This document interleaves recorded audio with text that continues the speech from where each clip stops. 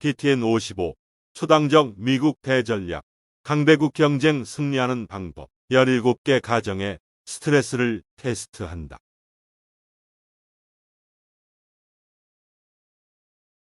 아메리칸 엔터프라이드 인스티튜트 미국 기업연구소 2023년 4월 11일 헬 브렌즈 피터 디 티버 윌리엄 인보든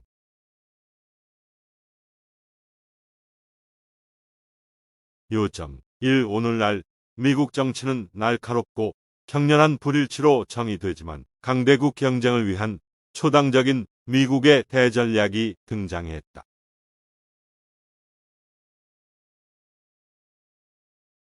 예, 이 보고서는 오늘날 미국의 대전략을 뒷받침하는 17가지 중요한 가정을 명시하고 이를 지적, 스트레스 테스트에 적용한다. 즉, 세상사의 무게를 감당할 수 있느냐는 것이다.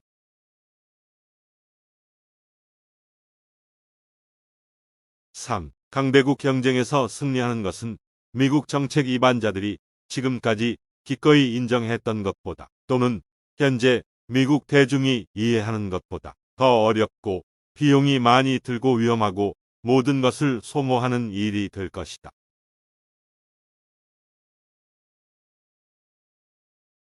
가정 1. 미국은 더 이상 경쟁국을 확장되고 협력적인 세계 질서로 끌어들이려고 노력해서는 안 된다. 대신에 그들 주변에 덜 세계적인 질서를 강화하기 위해 노력해야 한다.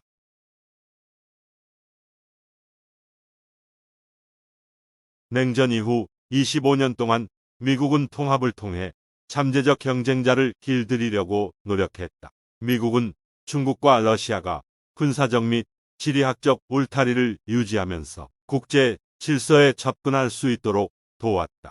그 아이디어는 중국과 러시아가 보다 경제적으로 해방되고 성공하도록 돕는 것이 시간이 지남에 따라 그들을 지정학적으로 더 만족하고 정치적으로 자유주의적으로 만들 것이라는 것이다. 2015-16년까지 이 생각은 시리아에 대한 개입과 2016년 미국 대선에 대한 악의적인 개입에 더해 2008년 이후 두 차례 이웃 국가를 침공한 러시아와 관련하여 무효화되었다. 이 과정은 또한 중국이 더 부유해지고 세계적으로 통합됨에 따라 더 공격적이고 독재적이 된 중국에 대해 유지하기가 점점 더 어려워지고 있다. 따라서 2017년 국가안보 전략은 베이징과 모스크바가 미국의 이익과 가치에 반대되는 프로그램과 수정주의를 추구하고 있다고 선언했다.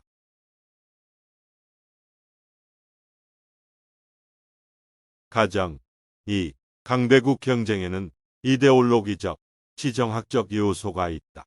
이를 수행하려면 독재 침략자를 억제할 수 있는 자유세계 연합을 되살려야 한다.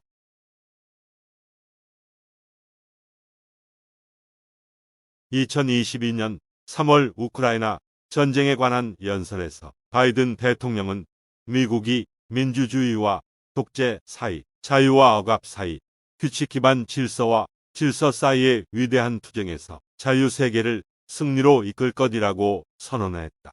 그 연설은 강대국 간의 경쟁이 충돌하는 정부체계와 충돌하는 지정학적 이익에 의해 주도되고 미국이 같은 생각을 가진 국가들의 연합을 결집함으로써 힘의 불균형에서 승리할 수 있다는 두 번째 지배적인 가정을 보여준다.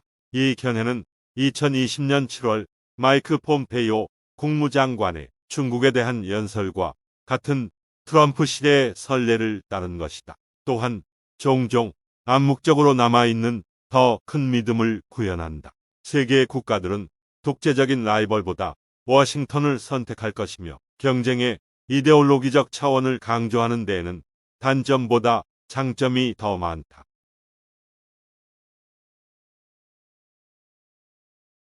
가정 3. 민주주의는 더 이상 탈냉전 시대 초기처럼 필연적으로 발전하지 않는다. 민주주의의 촉진 정책은 때때로 역효과를 냈다. 국내외에서 민주주의를 강화하는 것은 여전히 미국의 이익에 속하지만 워싱턴은 제한된 자원과 제약된 야망을 가지고 신중하게 추진해야 한다.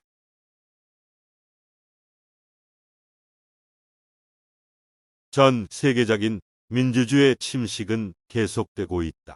민주적 불황, 민주적 후퇴, 민주주의의 쇠퇴 또는 기타 퇴폐적 명칭으로 알려진 안정적인 선거 민주주의의 수가 감소하는 현상은 이제 17년 연속으로 발생하고 있다. 프리덤 하우스의 권위 있는 연례 보고서에 따르면 현재 전 세계 자유국가에 거주하는 사람들의 수는 1997년 이후 최저 수준이다.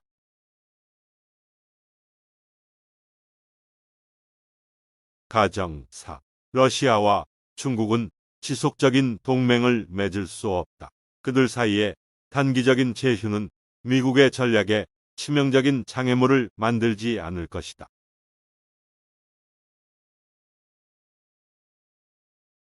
러시아와 중국의 파트너십이 유혹에서 약혼, 파트너십으로 이동하고 이전에 가정했던 것보다 더 많은 탄력성과 잠재적인 내구성을 보여줌에 따라 점점 더 약화되고 있는 것으로 보인다. 최소한 이 가정은 유동적이며 미국이 러시아와 중국의 공동 강대국 경쟁 전략이 필요하다는 새로운 가정에 자리를 내주는 것 같다.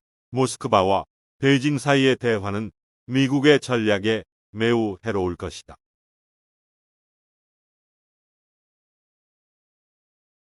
가정 5. 미국은 중요한 이익을 위태롭게 하지 않고는 유럽과 아시아에서 가장 앞선 공약에서 후퇴할 수 없다.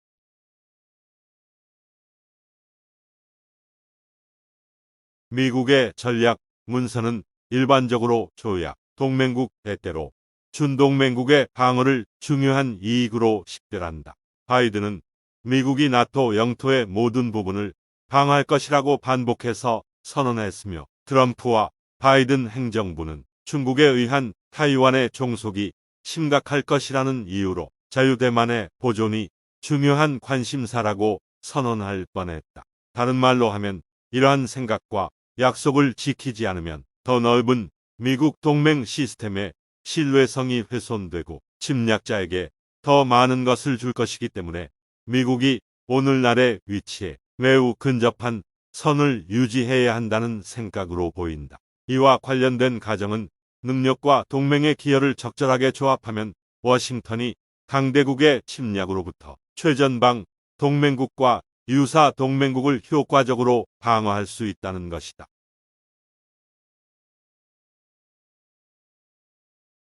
가정 6. 자원과 전략의 목적상 미국은 인도, 태평양과 러시아를 포함한 유럽을 본질적으로 별개의 지역으로 취급할 수 있다.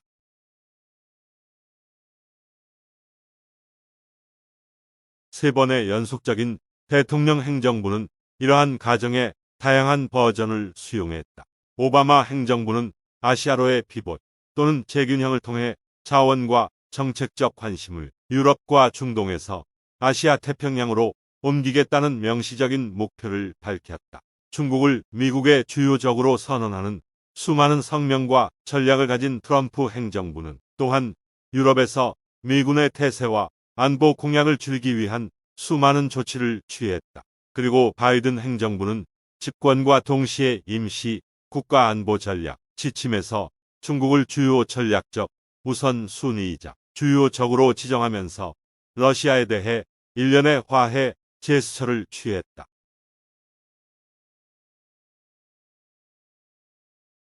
가정 7. 유럽과 인도, 태평양 이외의 지역은 강대국 경쟁 시대에 명백히 2차 또는 3차 우선 순위이다.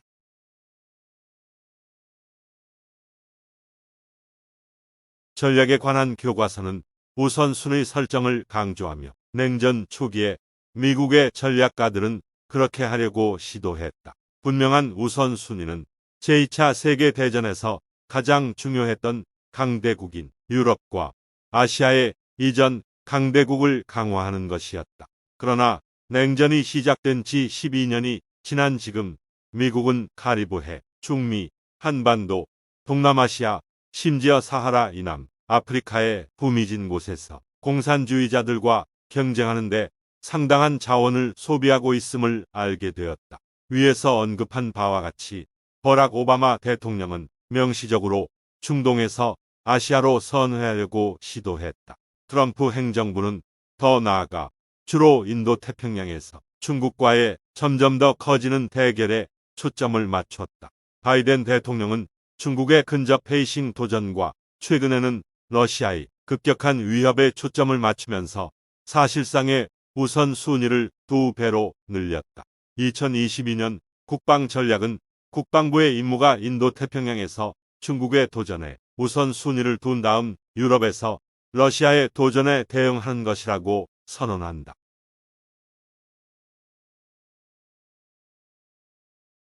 가정 8. 테러와의 세계 전쟁은 끝났고 남아있는 테러 위협은 쉽게 관리할 수 있다.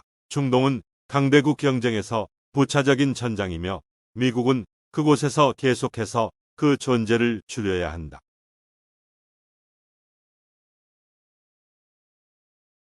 이 과정은 지난 20년 동안 미국 정책에서 대테러와 중동이 수행한 역할이 크기 때문에 특별히 주의를 기울일 필요가 있다.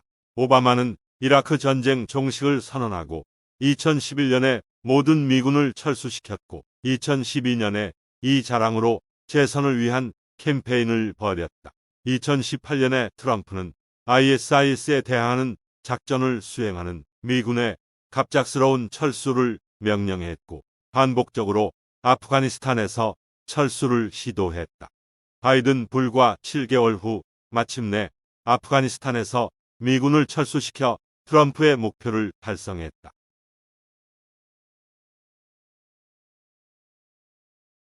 가정 9. 미국은 비확산을 우선시하지 않고 강대국 경쟁을 우선시할 수 있다.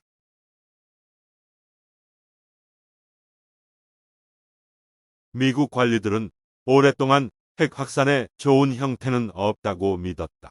핵 확산은 거의 변함없이 더 지저분한 지구 환경으로 이어져 미국이 친구와 적 모두에게 영향력을 덜 미치게 될 것이기 때문이다. 탈냉전 시대의 미국 정책의 최우선 순위 중 하나는 불량 국가가 핵무기를 획득하는 것을 막는 것이었다. 그들이 그러한 무기를 사용하여 공격적인 행동을 보증하고 미국의 재래식 군사적 우위를 상쇄할 것을 두려워했기 때문이다. 지금까지 미국은 강대국 경쟁에 부여된 우선순위가 높아짐에 따라 비확산에 부여된 우선순위가 낮아질 필요가 없다는 가정, 즉 미국이 채택하지 않고도 러시아 및 중국과 성공적으로 경쟁할 수 있다는 가정하에 운영되고 있는 것으로 보인다. 당시 후보였던 트럼프는 2016년에 미국이 일본과 한국이 핵무기를 획득하도록 장려하여 자국의 방어 부담을 더 잘 감당할 수 있도록 할 것이라고 제안했지만 트럼프 행정부는 훨씬 더 전통적인 정책을 따랐다.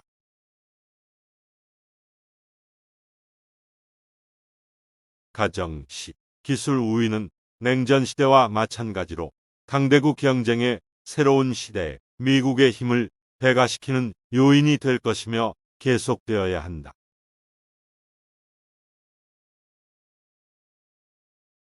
미국의 대전략은 냉전 내내 비대칭적 이점을 위해 기술 우위, 특히 군사 및 정보 영역에서에 계속 의존했지만 때때로 분쟁 중기 1950년대 후반부터 1970년대 초반까지 같이 소련의 기술적 진보에 직면했다. 미국의 우위가 아니다. 미국의 궁극적인 냉전 승리는 부분적으로 1970년대 중반에 시작된 기술 우위의 회복으로 추적될 수 있다. 소련에 대한 질적 우위를 되찾기 위해 기술 혁신을 사용하는 것을 강조하는 경쟁 전략 단계에서 전략과 혁신 사이의 시너지 관계가 나타났다.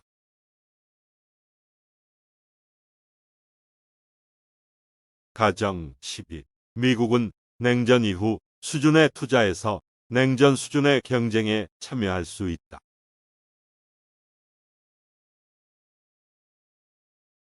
미국의 고위 관료나 전략 문서에서 명시적으로 언급하지 않았더라도 이러한 가정이 실제로 작동하는지 확인하려면 수치를 살펴보기만 하면 된다. 미국의 국방비 지출은 냉전의 40년 동안 평균 국내 총생산 GDP의 약 7.3%를 차지했다. 미국의 군사비 지출은 1970년대 GDP의 약 5.7%로 감소했지만 분쟁이 격렬하게 진행되는 레이건 행정부의 마지막 국면에 GDP의 6%로 다시 증가했다. 1980년대는 미국의 경제 호황이 전반적으로 훨씬 더 큰 GDP를 창출했기 때문에 국방 자원이 훨씬 더 많이 증가했다. 21세기의 첫 20년 동안 미국의 국방비 지출은 평균 GDP의 약 3.6%였다. 이 수치는 냉전 수준보다 상당히 낮지만 더 큰 격차를 숨기고 있다. 냉전 기간 동안 미국은 무기 설계 및 조달에 더 높은 비율의 지출에 1980년대 국방 예산의 평균 30% 이상을 투자한 반면 최근 예산은 20% 미만을 할당한다. 전략적 평가에는 외형적인 수치뿐만 아니라 국방 예산이 지출되는 세부 사항이 포함되어야 한다.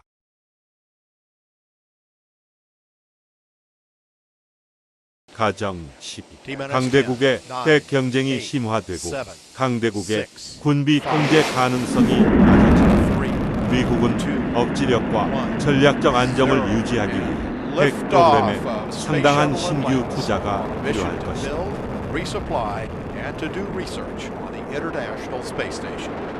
이 과정은 트럼프 행정부에 의해 명시적으로 언급되었으나 특히 바이든 행정부에 의해 번복되지 않았다. 바이든 행정부는 미국 핵무기의 야심찬 현대화 프로그램에 대한 전임자의 공약을 재확인했다. 의회는 자금을 지원할 의향이 있는 것으로 보이며 차세대 전술 핵무기 또한 개발 단계에 있다. 미국의 핵무기와 운반 시스템의 노후화를 감안할 때 업그레이드와 현대화는 더 평화로운 국제 환경에서도 어쨌든 발생했을 수 있다.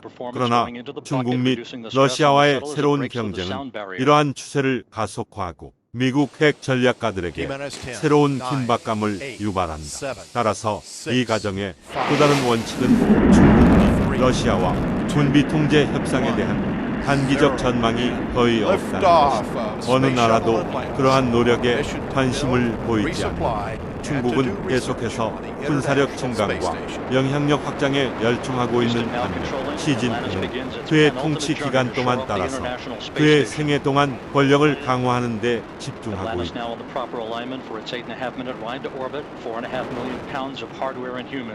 가정 13. 자유로운 세계화 추구는 더 이상 국내적으로나 지정학적으로 의미가 없다.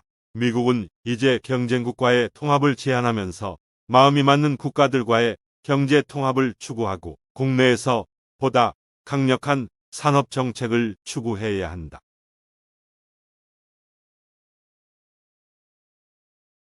적어도 공식 전략 문서에서 세계화, 특히 상품과 서비스의 자유무역, 전 세계 사람과 아이디어의 자유로운 흐름이 어떻게 국익에 기여하는지에 관한 것만큼 대전략 과정이 철저하게 뒤집힌 적은 없을 것이다. 존 헤이노트가 19세기 말 문호 개방 정책을 추진한 이후 미국 전략가들은 미국이 더욱 개방적인 경제 경쟁을 통해 이익을 얻는다고 믿었다.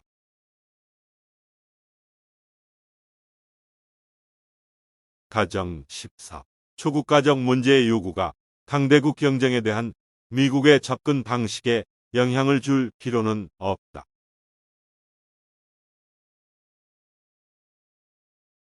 탈냉전 시대의 초국가적 문제의 긴박한 요구는 강대국 경쟁을 약화시키는 강력한 인센티브로 간주되었다. 새로운 시대의 초국가적 문제는 더욱 명백하고 시급하다. 전 세계적 팬데믹과 기후 변화로 인한 극심한 날씨에 증가하는 증거에 의해 틀림없이 생생해진 사실이다.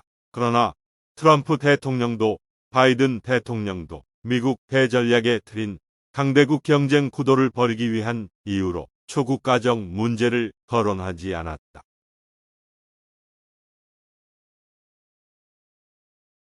가정 15. 우리는 국제기관의 기존 구조 내에서 경쟁할 수 있고 또 그래야 한다.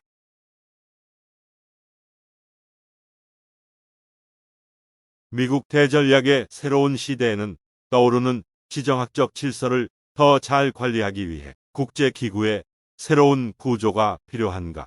일부 관찰자들은 이것이 필요하다고 주장하며 그들의 주장을 뒷받침하기 위해 이전 활동을 지적할 수 있다고 주장한다.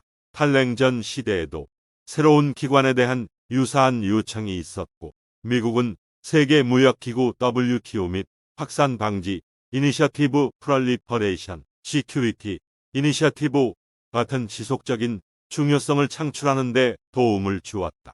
놀랍게도 현재 새로운 국면이 시작되는 시점에 미국은 새로운 구조를 개발하려는 노력에 최전선에 서지 않았으며 적어도 치열한 강대국 경쟁으로의 복귀라는 극적인 변화에 비례하지 않았다.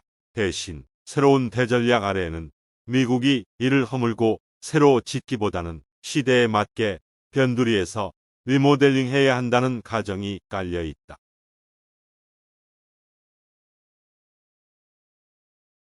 가정 16. 미국 정부의 구조는 강대국 경쟁을 위해 근본적으로 재구성될 필요가 없다.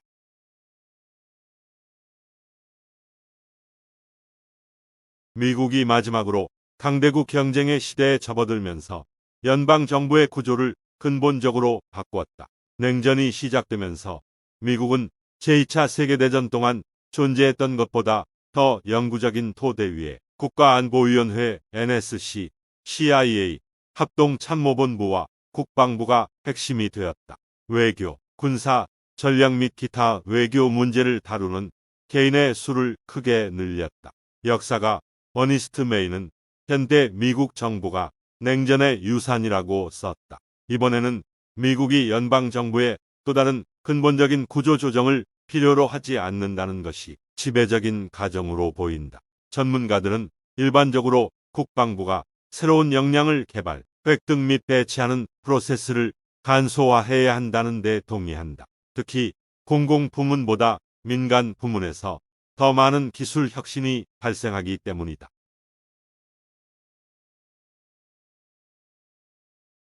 가정 17. 미국의 정치 체제는 강대국 경쟁 시대에 번영하는 데 필요한 정책을 만들어낼 수 있다.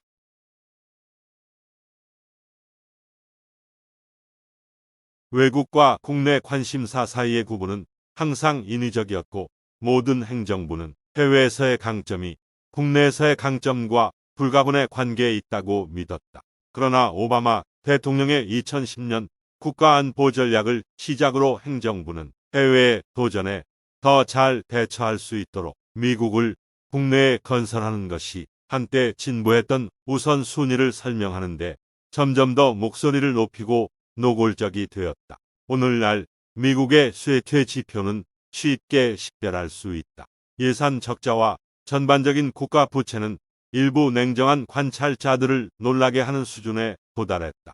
인종적, 정치적 분열은 반세기 전에 민권운동과 도시 불안이 발생한 이래로 생생하다. 지배적인 정치적 현실은 정서적 양극화, 상대 정당 구성원에 대한 극심한 불신과 혐오로 정의됨이며 각 정당의 상당 부분이 여론조사원에게 상대방이 적극적으로 공화국을 약화시키려 한다고 믿고 있다고 말한다. 정부에 대한 대중의 신뢰는 전반적으로 감소하고 있으며 어떤 경우에는 역사적으로 낮은 수준에 있다.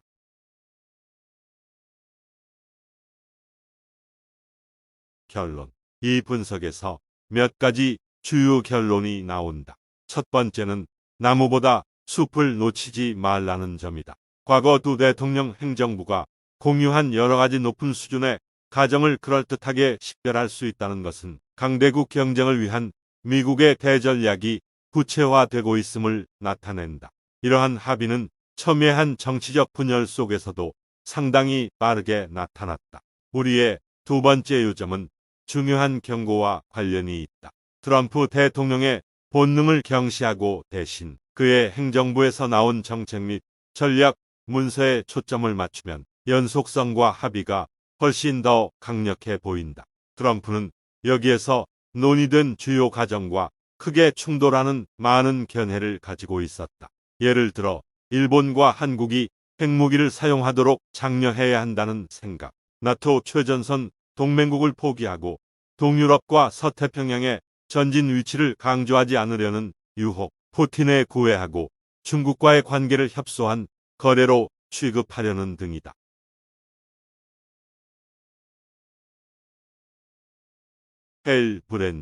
헬브렌즈는 아메리칸 엔터프라이드 인스티튜트의 선임 연구원으로 미국의 외교정책 및 국방 전략을 연구합니다.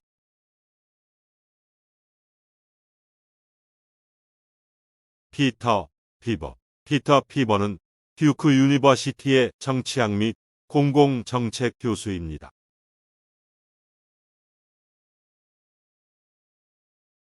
윌리엄 인보든은 텍사스 대학교의 오스틴 린던 B. 존슨 스쿨의 클레먼츠 국가안보센터 전무이사입니다.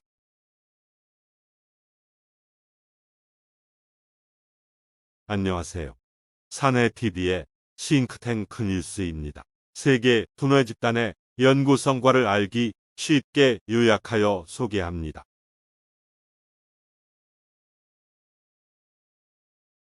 영상 편집 프로 시스템, 영어 초역 구글 번역, 요약 정리 PTN 박종귀 박사.